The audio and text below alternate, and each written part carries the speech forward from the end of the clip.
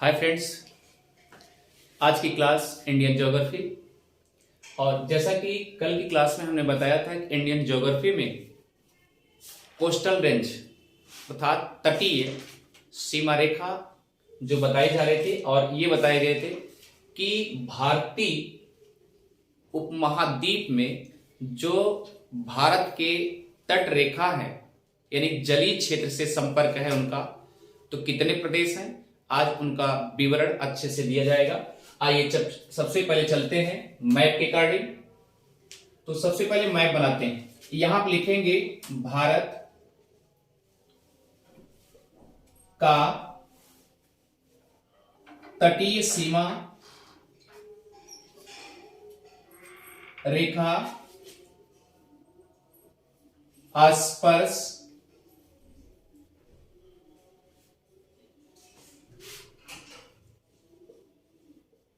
कितने प्रदेशों का है।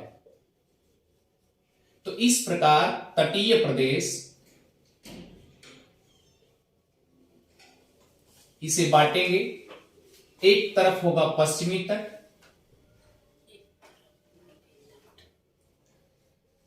और दूसरी तरफ होगा पूर्वी तट। क्लियर? एक तरफ पश्चिमी तट और एक तरफ पूर्वी तट। तो फ्रेंड्स, एक ट्रिक के माध्यम से, यही सिंपल ट्रिक आपको दे दिया जा रहा है।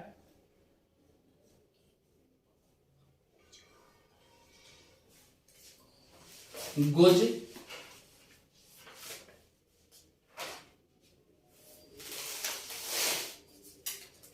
आतम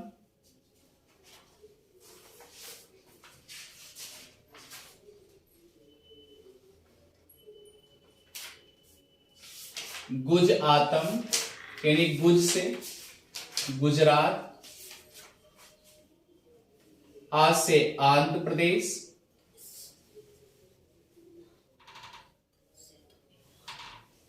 ता से तमिलनाडु और मा से महाराष्ट्र। उसके बाद गुज आतम, फिर उसके बाद आइए चलते हैं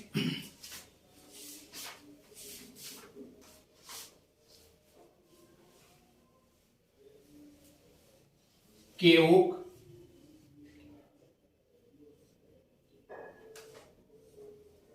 पगोआ, के से केरला, उ से ओडिशा और का से कर्नाटक और पा से पश्चिम बंगाल और गोवा से गोवा। तो कितने हुए? 1 2 3 4 5 6 7 8 9, यानी टोटल कितने हुए? 9। तो याद रखिए, पश्चिमी तट पर 5 राज्य और पूर्वी तट पर 4 राज्य। और हां, एकदम sequence wise, number 1 Gujarat. Clear? दूसरे नंबर पर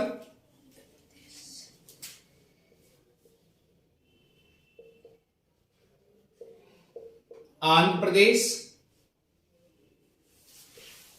तीसरे नंबर पर तमिलनाडु, उसके बाद महाराष्ट्र,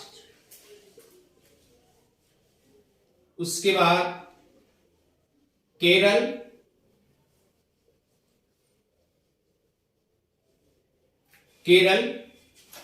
उसके बाद को लिखा है यानी छठे नंबर पर उड़ीसा। क्लियर? उसके बाद 7वें नंबर पर कर्नाटक, उसके बाद पश्चिम बंगाल, उसके बाद 9वां गोवा। क्लियर? तो इस तरीके से 9 राज्य हो गए। अब चलते पश्चिमी तट और पूर्वी तट पे हम कलेक्ट करते हैं। तो याद रखिएगा, ये आरोही क्रम में आरोही मतलब घटते क्रम में। क्लियर? अगर इसे बढ़ते क्रम में करेंगे, आरोही क्रम में, तो आप समझदार हैं, आरोही। अगर ये घटते क्रम में, तो घटता हुआ जा रहा है, सबसे ज्यादा किसका है? गुजरात का, उसके बाद आंध्र प्रदेश का, फिर तमिलनाडु का, फिर महाराष्ट्र, फिर केरल, फिर उड़ीसा, फिर कर्नाटक, फिर पश्चिम बंगाल, फिर गोवा। अब आरोही में इसका मतलब बढ़ते, यानी सबसे पहले छोटे उठाएंगे, तो आरोही क्रम में सबसे पहले कैसे चलेंगे? नंबर 1 गोवा। अब बढ़ते हुए क्रम में चलेंगे ना भाई, तो क्या होगा? दूसरे नंबर पश्चिम बंगाल,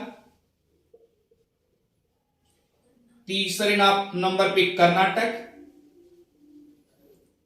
क्लियर? उसके बाद ओडिशा, फिर उसके बाद 5वें नंबर पर केरल, फिर उसके बाद 6ठे नंबर पर महाराष्ट्र, उसके बाद 7वें नंबर पर तमिलनाडु। क्लियर? उसके बाद 8वें नंबर पर आंध्रा यानी आंध्र प्रदेश, फिर 9वें नंबर पर गुजरात। एक चीज देखिए, इतना डीपली तो पूछा ही नहीं, लेकिन एक बार हम आप सोचिए, अपने दिमाग से सोचिए, बढ़ते बढ़ते क्रम में और घटते क्रम में अगर देखा जाए तो दोनों स्थान परिवर्तन करने के बाद कौन से राज्य की सीमा यथावत स्थिति पे रहती है, यानी कौन सा है? देखिए 5वें नंबर पे केरल है, ये घटते हुए क्रम में केरल है, और इधर बढ़ते क्रम में दोनों, इसमें 5वें नंबर केरल, इसमें 5वें नंबर केरल। तो याद रखिए, वह प्रदेश कौन सा है, वह प्रदेश कौन सा है जो घटते क्रम और बढ़ते क्रम दोनों में यथावत स्थिति पे रहेगी।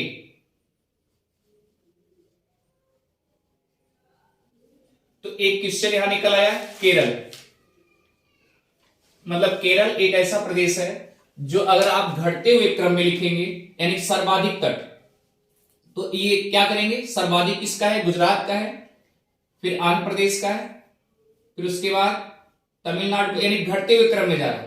इधर से क्या करेंगे? बढ़ते हुए क्रम में पहले सबसे छोटा कौन सा है? गोवा का है, उसके बाद पश्चिम बंगाल, फिर कर्नाटक, उड़ीसा, केरल, महाराष्ट्र, तमिलनाडु, आंध्र प्रदेश, गुजरात। तो देखिए 5वें नंबर पर केरल है और इसमें भी 5वें नंबर पर केरल है, इसलिए दोनों की स्थिति सेम है, घटते क्रम और बढ़ते क्रम।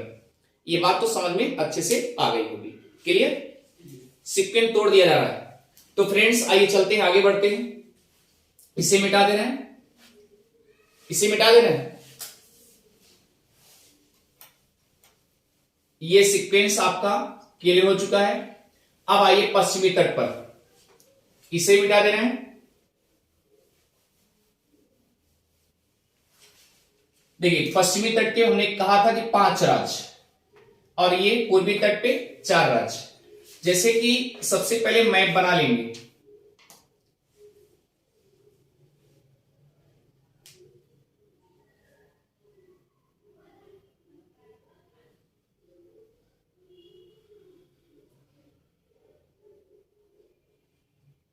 ये आपका मैप है।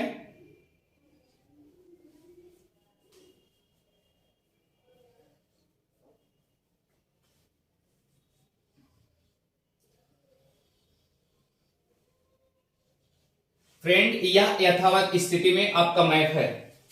अब आप समझदार हैं, जैसा कि इसके पहले बताया गया कि व्हाइट बोर्ड हो या रफ हो या कॉपी हो या ब्लैक बोर्ड हो, हमेशा ऊपर वाला क्या होता है? उत्तर यानी नॉर्थ होता है, और ये क्या होता है? ईस्ट अर्थात पूर्व, और ये क्या होगा? दक्षिण अर्थात साउथ। क्लियर? और ये क्या होगा? वेस्ट, इसका मतलब क्या होगा? पश्चिम। तो फ्रेंड्स ये बात तो समझ में आ गई ना। इसका मतलब ये ऊपर क्या होगा, उत्तर होगा, नीचे क्या होगा, दक्षिण, राइट साइड क्या होगा, पूरब, और इधर क्या होगा, पश्चिम। अब देखिए हमने इसके पहले बताया था कि कर्क रेखा भारत के बीचों बीच से लगभग ये काटते हुए आगे बढ़ती है, कर्क रेखा यानी 23.5 अंश। क्लियर। और इसके पहले कल की क्लास में बताया गया था कि कर्क रेखा जहां पर है, इसके नीचे अगर आप आएंगे तो याद रखिएगा ये रेखा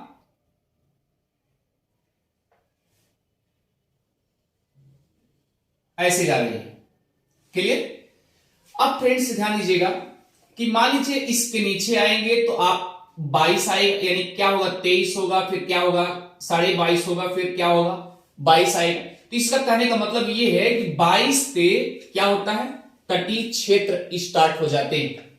तो 22 लिखते जाइएगा, 22 डिग्री के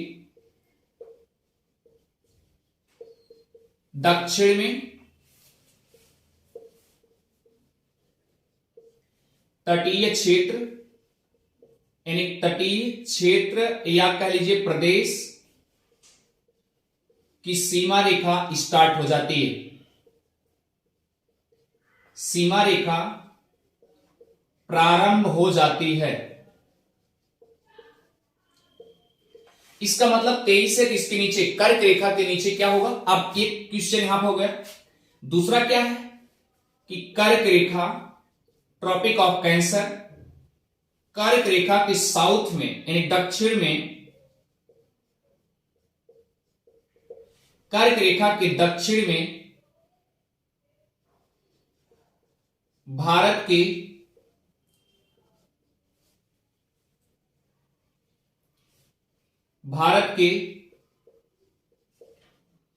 प्रदेश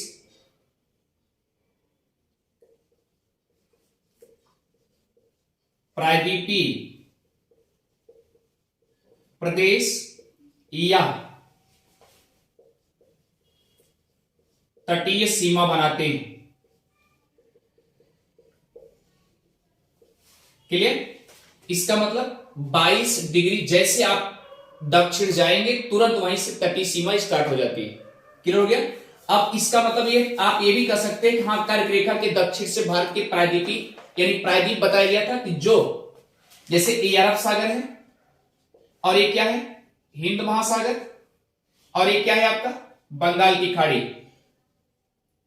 बंगाल की खाड़ी। तो तीनों जल मिलकर के यानी क्या करते हैं, एक प्रायद्वीप का सीमा रेखा बनाते हैं। तो कहने का मतलब ये है कि जब एक ऐसा स्थल हो उसके तीनों तरफ से केवल जल ही जल हो, यानी घेरा बना के रखे हो, उस एरिया को क्या कहेंगे, प्रायद्वीप कहेंगे। जैसे इधर से अरब सागर घेर लिया है, और इधर से क्या घेर लिया है, हिंद महासागर, और इधर से क्या घेर लिया है, बंगाल की खाड़ी।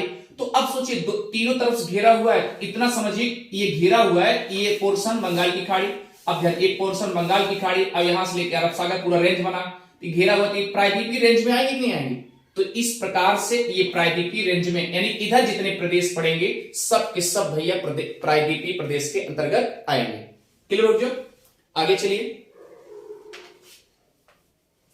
अब सवाल उठता है,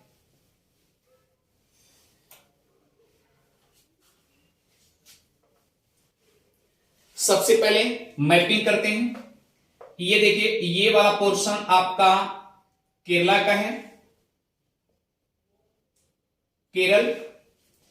यहां से उठाएंगे आप, ये आपको मिलेगा तमिलनाडु, यहां लिखते जा रहे हैं। क्लियर। इधर चलेंगे,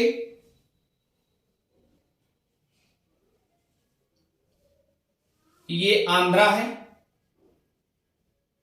लिख दे रहा हूं आंध्र प्रदेश। क्लियर। यहीं से सटा हुआ ये आपका क्या है, तेलंगाना, नोट करते जाइएगा। अब देखिए भैया ये तेलंगाना हो गया, और ये वाला पोर्शन आपका क्या है, ओडिशा। क्या है, ओडिशा। क्लियर।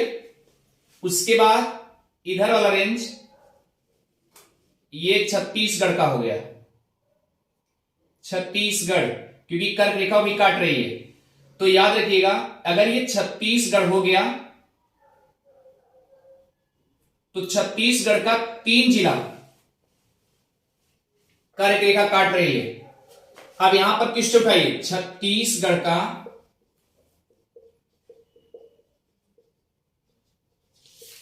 3 जिला पश्चिम से पूरब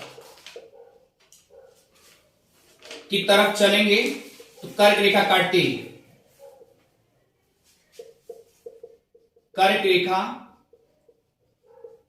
काटती। नंबर 1, जैसे आपने सुना होगा कोरिया देश, लेकिन छत्तीसगढ़ में कोरिया जिला भी है, तो कोरिया जिला। दूसरे पायदान पर है सूरजपुर जिला, तीसरे पायदान पे है बलरामपुर। क्लियर? तो 3 जिला से काटते हुए जाती, इसका मतलब पहले वाला है क्या होगा, कोरिया, और ये क्या होगा, सूरजपुर, और ये इधर क्या होगा, बलरामपुर। तो एक चीज और ध्यान दीजिए, ये जो सूरजपुर है यहीं से मानक रेखा भी ऐसे गुजरती है, याद रखिएगा ऐसे। तो इसका मतलब ये है कि सूरजपुर छत्तीसगढ़ का जिला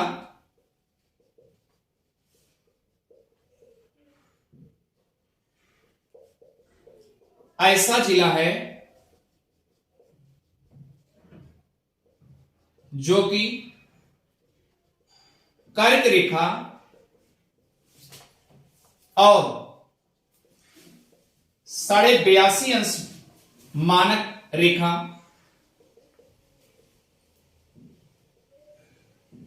दोनों एक दूसरे को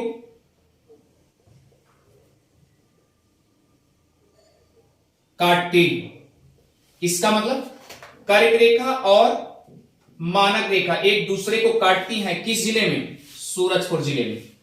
क्लियर? ये है छत्तीसगढ़ का। अब चलते हैं फ्रेंड्स, आगे बढ़ते हैं, एक एक पॉइंट नोट करते जाइएगा।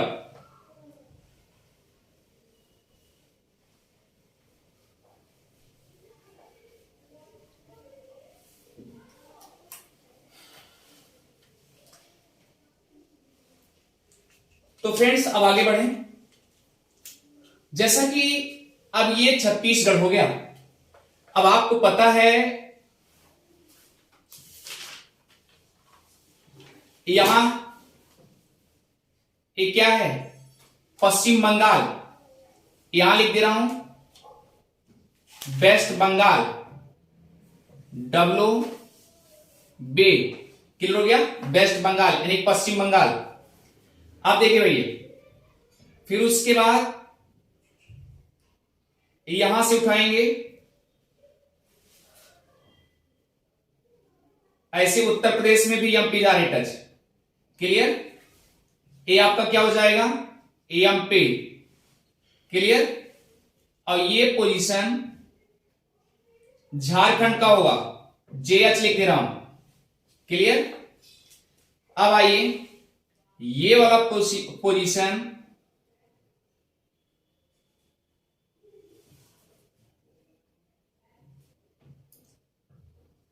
ये आपका एमपी है, और ये वाला प्रोसीजर ये आपका गुजरात का है, गुज लिख दिया हूं। यहां से लेकर के ये आपका राजस्थान है। क्लियर? ये राजस्थान हो गया।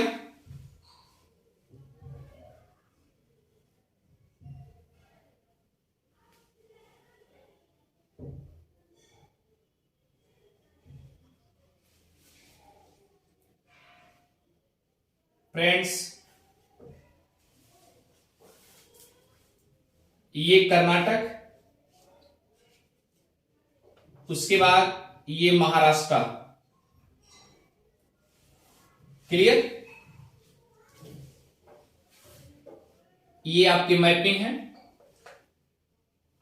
तो चलिए आगे देखते हैं। जैसा कि पहले पश्चिमी तट क्लियर कर लें, उसके बाद पूर्वी तट। तो पश्चिमी तट में सबसे पहले क्या आएगा? गुजरात आएगा, जो कि सर्वाधिक है। नंबर 1 गुजरात।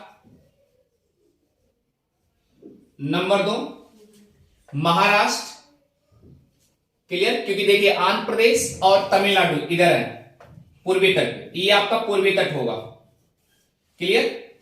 और इधर क्या होगा? पश्चिमी तट, क्लियर। तो इसका मतलब ये क्या होगा? महाराष्ट्र। उसके बाद क्या होगा? ध्यान दीजिएगा, केरल। तीसरे नंबर पर केरल है और चौथे नंबर पर कर्नाटक, क्लियर। और 5वें नंबर पर गोवा। तो ये 5 इधर हो गए पश्चिमी तट पर। अब आइए पूर्वी तट पर। पूर्वी तट पे नंबर 1, चलिए सबसे पहले इसमें उठाएंगे।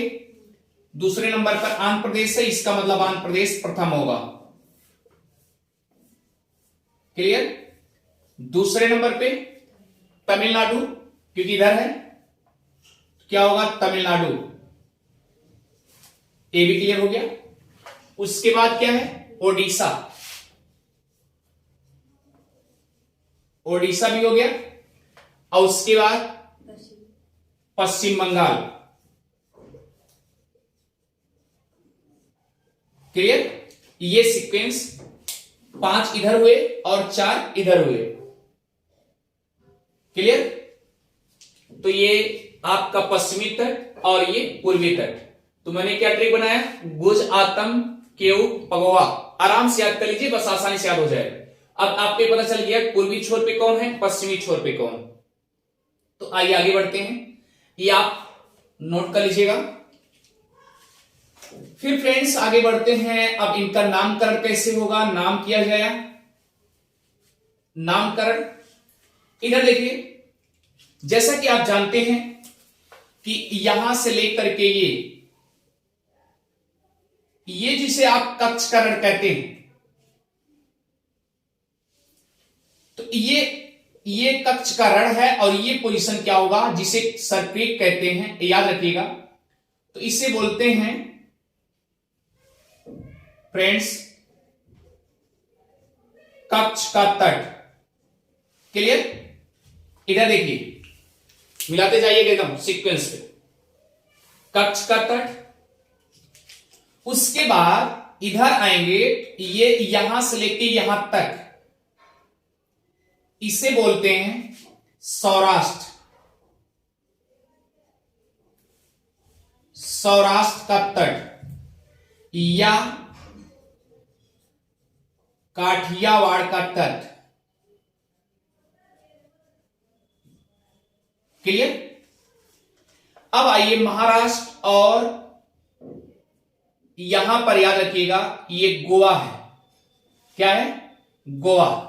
तो महाराष्ट्र और गोवा का तट जो है कोंकण तट बोला जाता है, क्लियर। क्या बोलते हैं? कोंकण तट। और कर्नाटक के तट को काकीनाडा,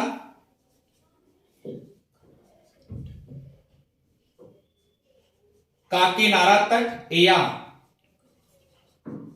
कनारा तट, कहीं कहीं कनेरा भी लिखा गया, कनेरा कंफ्यूज ना होइए, कनेरा तट। और केरला के तट को फ्रेंड्स याद रखिए मालाबार का तट,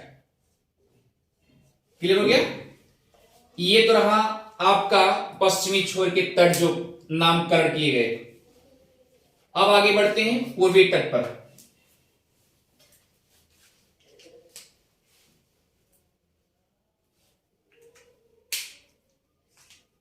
ये जो पश्चिम बंगाल का है, इसे बोलते हैं बैंगा का तट। ये पश्चिम बंगाल जहां तक है, इसको क्या बोलते हैं? बैंगा का तट,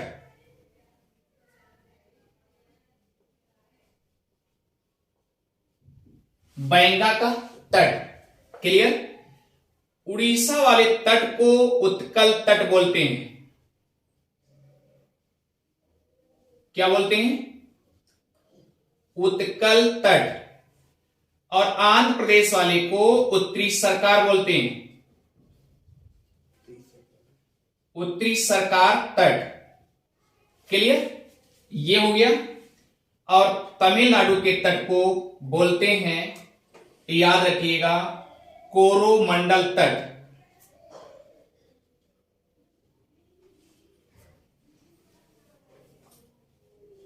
कोरोमंडल तट।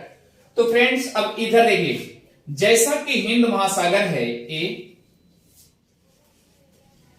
अब देखिए बंगाल की खाड़ी में कितने तट हो गए? लगभग बैंगा का तट जो पश्चिम बंगाल का रेंज कहलाता है, और उत्कल तट उड़ीसा, उत्तरी सरकार तट आंध्र प्रदेश, और कोरोमंडल तट तमिलनाडु का है।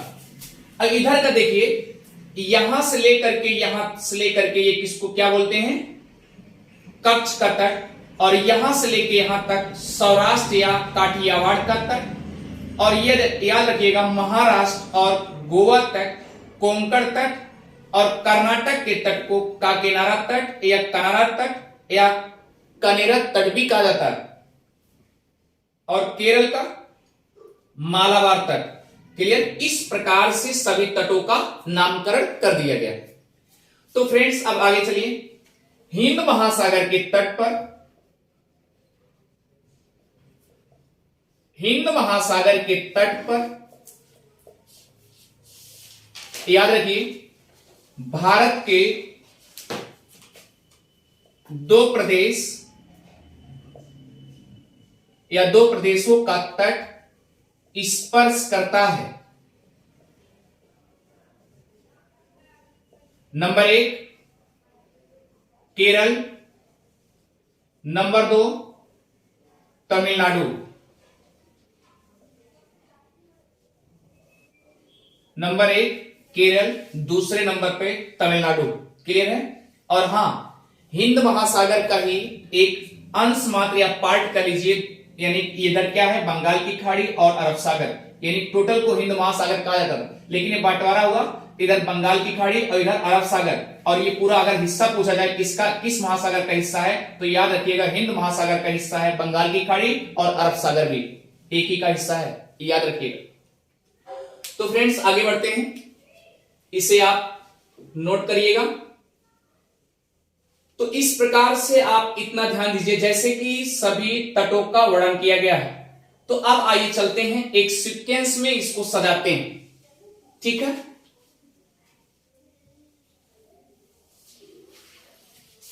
अब आप देखिए, जैसा कि आप जानते हैं कि अगर पूछ लिया गया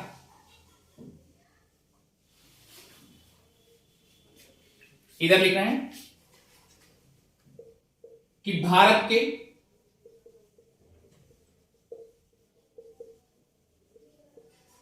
प्रायद्वीपीय प्रदेश जो कि स्थल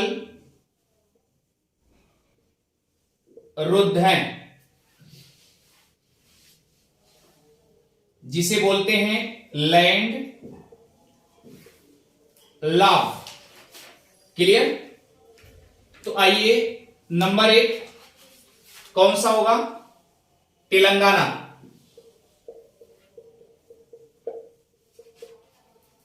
Telangana. Number 2 Chhattisgarh. Clear. Number 3 MP यानी मध्य प्रदेश, और चौथा क्या है? झारखंड। क्लियर। इतना तो अच्छे से समझ में आ गया होगा। स्थल रुद्ध, जो कि याद रखिएगा, इसमें झारखंड जो है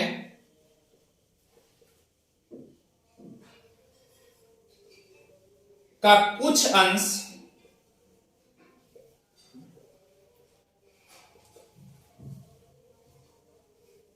प्रायद्वीपीय भारत में आता है।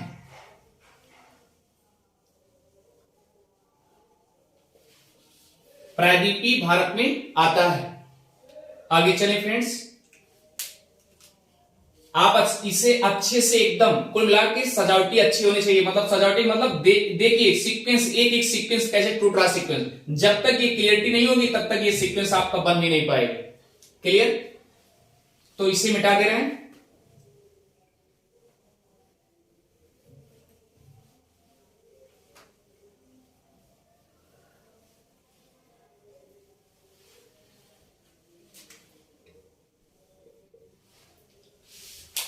अब आइए फ्रेंड्स आगे की तरफ बढ़ते हैं।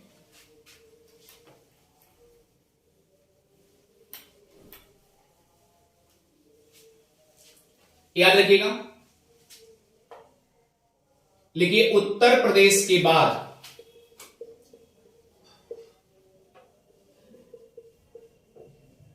उत्तर प्रदेश के बाद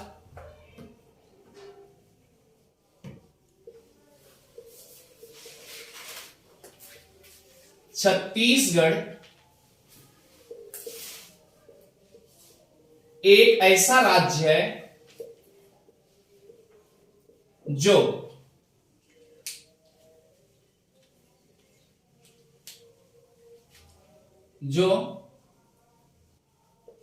भारत के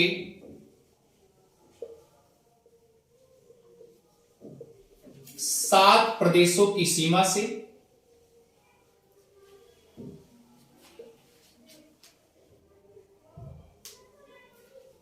स्पर्श करता है। नंबर 1, जैसा कि तेलंगाना,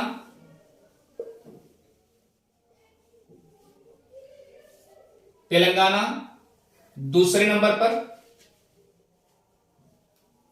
इधर चलते हैं, पहले मध्य प्रदेश, उसके बाद महाराष्ट्र, उसके बाद तेलंगाना, चौथे नंबर पर आंध्र प्रदेश,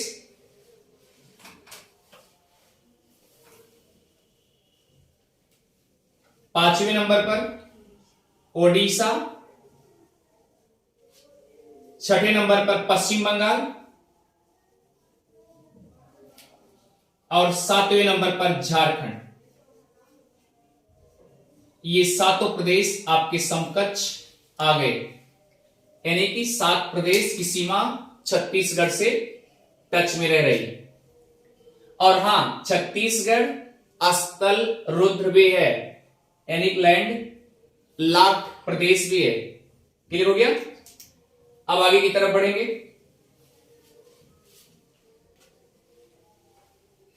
इसे मिटा दे रहे हैं।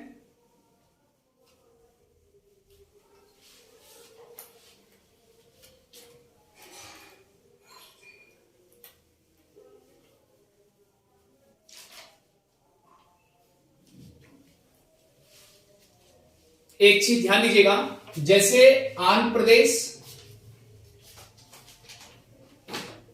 प्लस तेलंगाना, इन दोनों का बंटवारा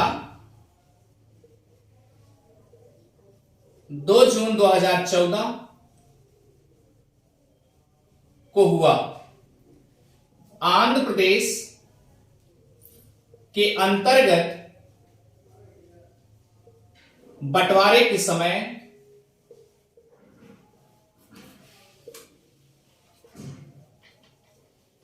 तेरह जिला आया, जबकि तेलंगाना के हिस्से में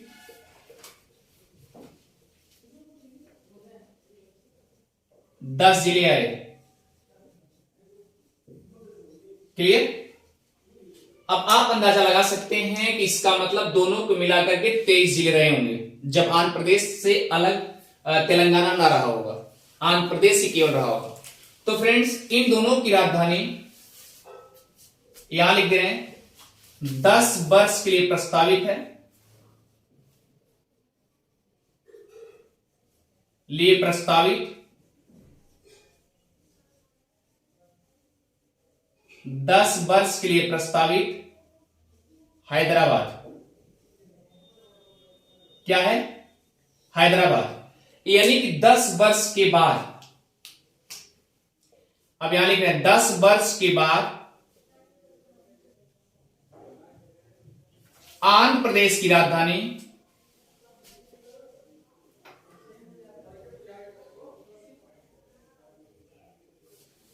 अमरावती होगी। अमरावती होगी और तेलंगाना की राजधानी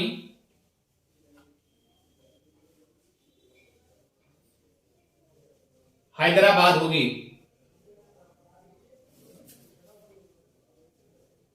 हैदराबाद होगी।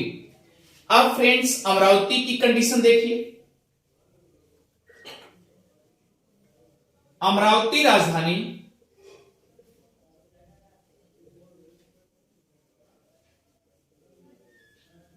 आंध्र प्रदेश के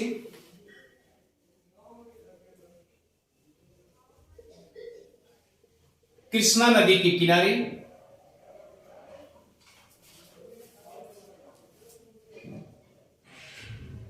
या कृष्णा नदी के तट पर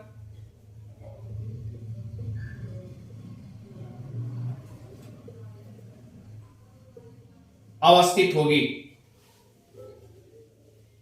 क्लियर?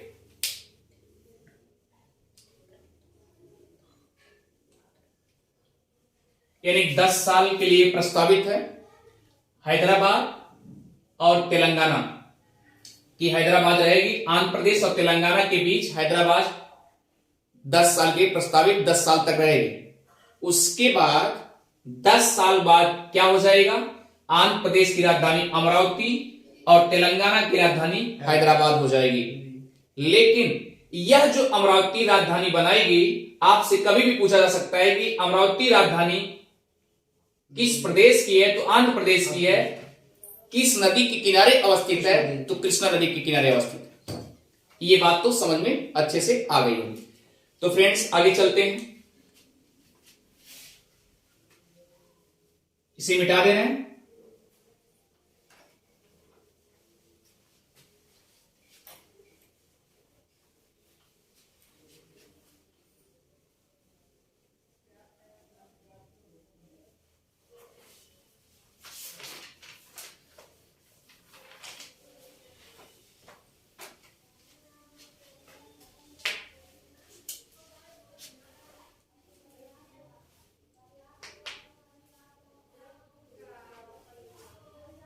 फ्रेंड्स जैसा कि आप जानते हैं भारत का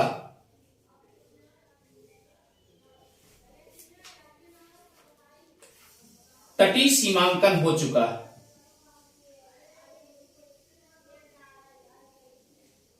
लेकिन अगर ये पूछा जाए, अगर ये देखा जाए कि तटीय सीमा के साथ यानी तटीय, इसमें मुख्य भूभाग कौन सा है, कितना है, या मुख्य भूभाग कितना है? तो याद रखिएगा 6100 किलोमीटर। क्लियर? और अगर द्वीपों सहित लिया जाए, द्वीप की बात की जाएगी, द्वीप, अगर द्वीप की बात की गई तो याद रखिए 1416.7 किलोमीटर। इसका मतलब टोटल जोड़ेंगे 6100 और उसके बाद 1416.07। आप इसे जोड़ेंगे तो क्या होगा? इसका 7 होगा, यानी 6, 1, 4, 1, 5, 1 इतना होगा। इतना किलोमीटर टोटल होगा मुख्य भूभाग, मुख्य भूभाग।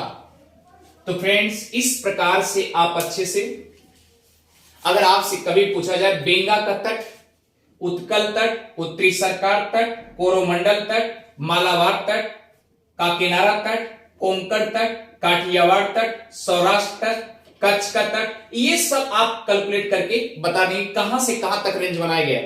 जैसा कि मैंने बताया कि कच्छ का तट, ये क्रीक जो जहां क्रीक है, ये देखिए कच्छ, ये कच्छ का रण है और ये यहां से यहां तक क्या हो जाएगा, एक कच्छ के तट आ जाएंगे। क्लियर। अब यहां देखिए, यहां से लेकर के यहां तक जहां पर खंभात की खाड़ी यहां तक, तो ये आएंगे सौराष्ट्र का तट या काठियावाड़ का तट बोला जाता है। अब देखिए महाराष्ट्र और गोवा के बॉर्डर, यानी पूरा महाराष्ट्र और गोवा का तट जो है इसे कोंकण तट, और कर्नाटक के तट को काकीनाडा तट या करारा तट, और केरला के तट को मालाबार तट। ये क्लियर हो गया। तमिलनाडु का क्या होगा, कोरोमंडल तट, और आंध्र प्रदेश का क्या हो जाएगा, उत्तरी सरकार तट, और उसके बाद उड़ीसा का उत्कल तट, और ये पश्चिम बंगाल का बैंगा तट है। याद रखिए बैंगा तट।